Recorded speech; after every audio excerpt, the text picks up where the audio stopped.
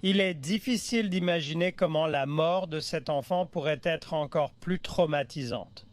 Le père de 29 ans a fait plusieurs recherches Google, dont comment savoir si le bébé est mort et l'heure après qu'elle a cessé de respirer, avant d'appeler le 911.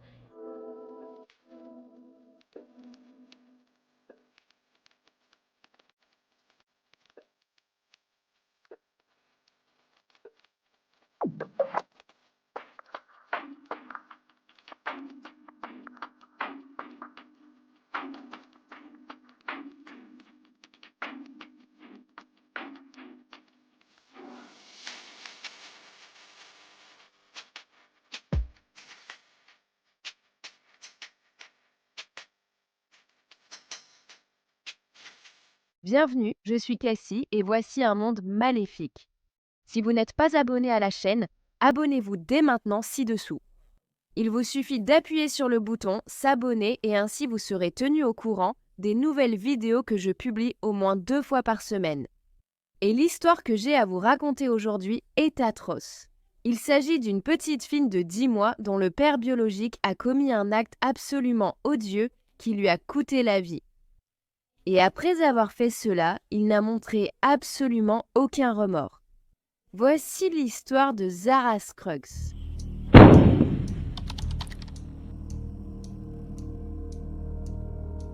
Zara Lynn Scruggs est née en Pennsylvanie le 1er décembre 2019 de sa mère, Erica Scruggs, et de son père, Austin Camel Stevens. On l'appelait Mou et on la décrivait comme une fillette intelligente, espiègle, joueuse, affectueuse et pleine de caractère. Zara aimait aussi la musique, danser, aller sur les balançoires au parc et tout ce qui concernait Elmo. À cette époque, Zara, âgée de 10 mois, venait de marcher et aimait aussi apprendre à parler. La mère et le père de Zara n'étaient plus ensemble. Cependant, ils avaient un accord de garde partagé concernant leur fille. Cet accord n'était pas imposé par le tribunal, c'était simplement un accord entre les deux. Le père de Zara, Austin, travaillait comme entraîneur adjoint de football pour les jeunes chez les Lower Providence Warriors, et il était aussi le copropriétaire d'une entreprise de construction appelée Black Diamond Construction. Dans la nuit du 3 octobre 2020, la petite Zara, 10 mois, a été récupérée par son père chez ses grands-parents maternels à Norristown, Pennsylvanie. Il l'a ensuite ramenée dans son nouvel appartement, situé au 3454 Germantown Pike à Lower Providence. Austin venait en fait d'emménager dans cet appartement seulement 2 jours auparavant, donc il n'avait pas encore installé le chauffage, l'eau chaude et l'électricité, ce qui a fait descendre la température à environ 11 degrés dans l'appartement cette nuit-là. Puis, vers 22h40 ce soir-là, Austin a appelé le 911 pour signaler que Zara ne répondait plus. Peu après, les secours sont arrivés chez Austin et ont trouvé Zara allongée nue sur le lit, ne portant qu'une couche. Elle ne respirait pas, sa peau était grise et elle était froide au toucher. Et le père de Zara, Austin, se tenait au pied du lit, complètement calme, presque sans émotion. Une ambulancière a immédiatement commencé la réanimation cardio-pulmonaire sur Zara à son arrivée. Et lorsque Austin s'était vu demander par ce premier intervenant de lui passer un équipement médical de son sac, Austin avait simplement penché la tête et haussé les épaules lorsqu'on lui avait dit qu'il avait donné le mauvais objet. Zara serait ensuite transportée au centre médical Einstein à Montgomery, en Pennsylvanie. Ici, elle serait déclarée morte moins de 2 heures après, à 00h12 le 4 octobre 2021.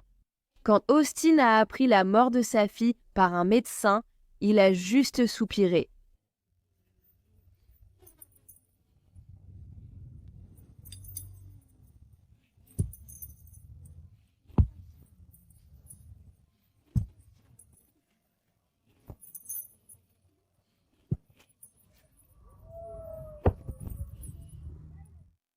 Bien sûr, Austin a été arrêté et amené pour être interrogé. Et lorsqu'il a parlé à la police, il leur a dit qu'il était en train de donner un bain à sa fille Zara, mais qu'il était sorti de la salle de bain un court instant pour aller chercher une bière. Quand il était dans la cuisine, Austin a soudainement entendu un bruit sourd, et il a affirmé qu'il pensait que c'était la tête de Zara qui heurtait la baignoire. Le père a dit aux enquêteurs qu'en entendant ce bruit, il était immédiatement retourné dans la salle de bain. Il a sorti Zara de la baignoire, puis l'a enveloppée dans une serviette. Ensuite, Austin a dit avoir tenté de la calmer, puis l'a posée sur le lit pour lui changer la couche. Austin a dit que soudainement, Sa tête est tombée en arrière et Zara ne réagissait plus. Il a dit qu'elle semblait s'être évanouie. Maintenant, il serait évident que tout cela était faux. Après que les détectives ont récupéré une couche que Zara portait sur le chemin de l'hôpital. Les médecins avaient en fait découvert que la couche était saturée de sang.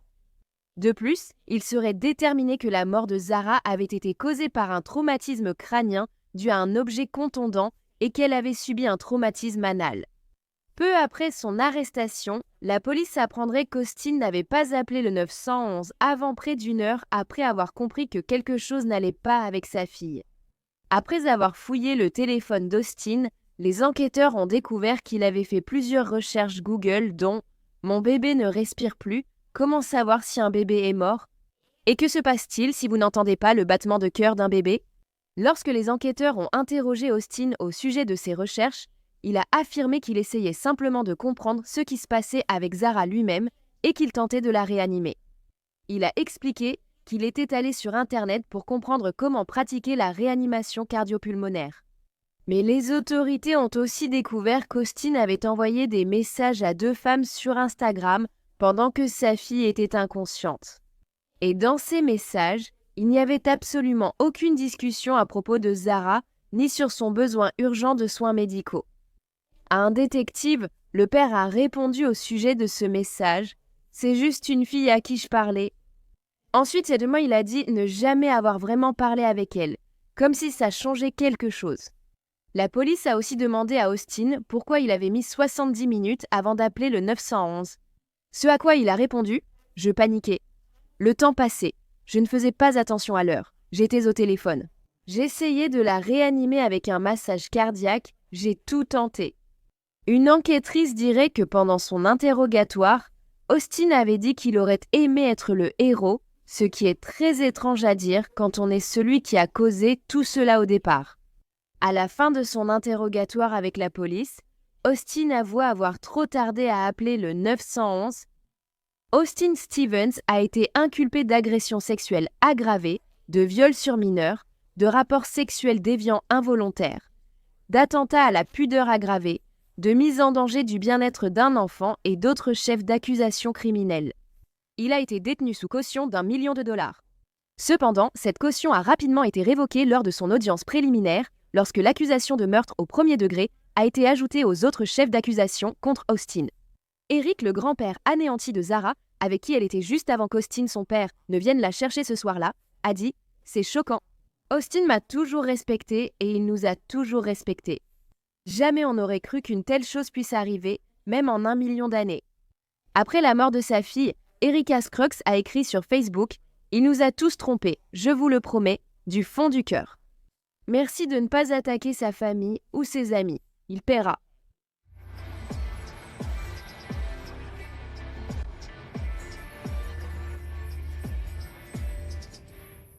Et même la propre mère de Steven s'est exprimée publiquement parce qu'elle voulait faire savoir que son fils est un monstre et qu'elle, tout comme le père de Steven, ne le soutienne en aucune façon. Des collègues de Steven qui avaient travaillé avec lui chez Black Diamond Construction, où il était copropriétaire, ont déclaré que ce qui s'est passé n'est pas du tout dans sa nature et que d'autres facteurs ont forcément joué un rôle. Il semblait que personne n'avait vu le mal qui se cachait au plus profond d'Austin, qui avait toujours donné l'image d'un père attentionné, déterminé et aimant.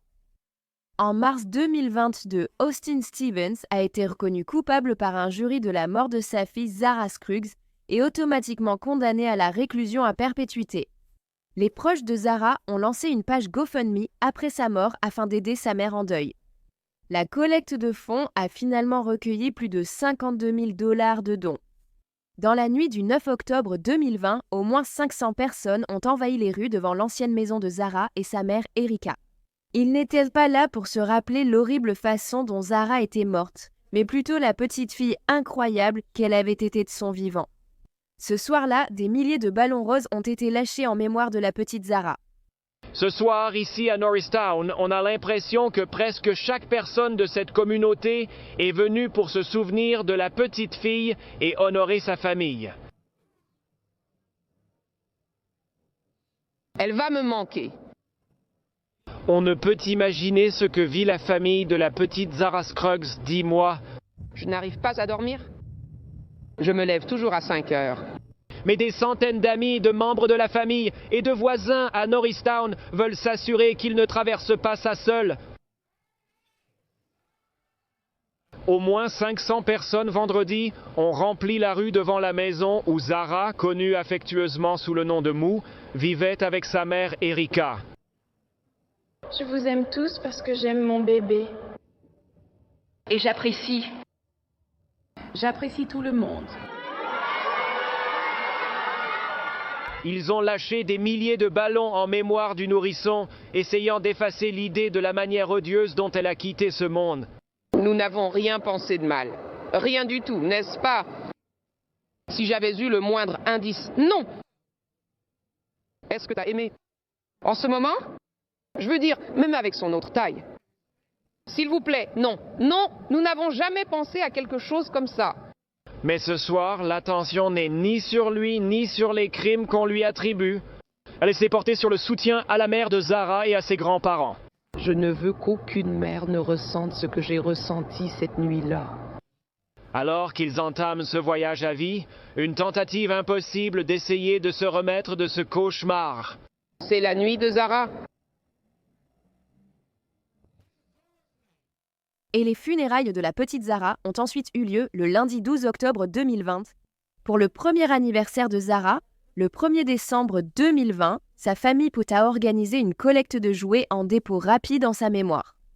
Toutes les donations recueillies ont été remises à l'hôpital pour enfants et à l'hôpital Saint-Christophe.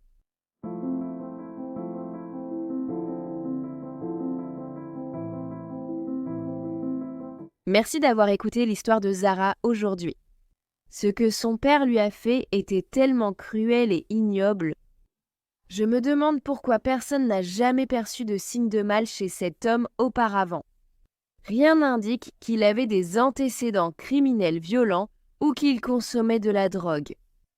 Mais est-ce qu'Austin a pris de la drogue la nuit ou a-t-il aussi consommé de l'alcool, ce qui l'a conduit à ces actes horribles? Ça n'a tout simplement aucun sens pour moi, mais qu'en penses-tu? N'oublie pas, si tu aimes les histoires de criminels et que tu veux les entendre racontées par moi, alors clique sur le bouton s'abonner ci-dessous. Active aussi les notifications pour savoir quand je publie une nouvelle vidéo, au moins 2 fois par semaine. Merci d'avoir suivi Un Monde Maléfique. À bientôt, prenez soin de vous. Salut! Merci à tous les mécènes d'Un Monde Maléfique.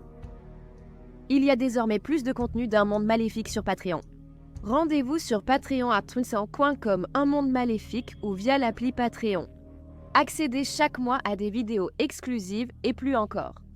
Tout soutien aide vraiment à s'assurer que les victimes ne soient jamais oubliées et à mettre en lumière les failles de la société liées à chaque affaire. Avez-vous une suggestion d'affaire que vous aimeriez me voir traiter?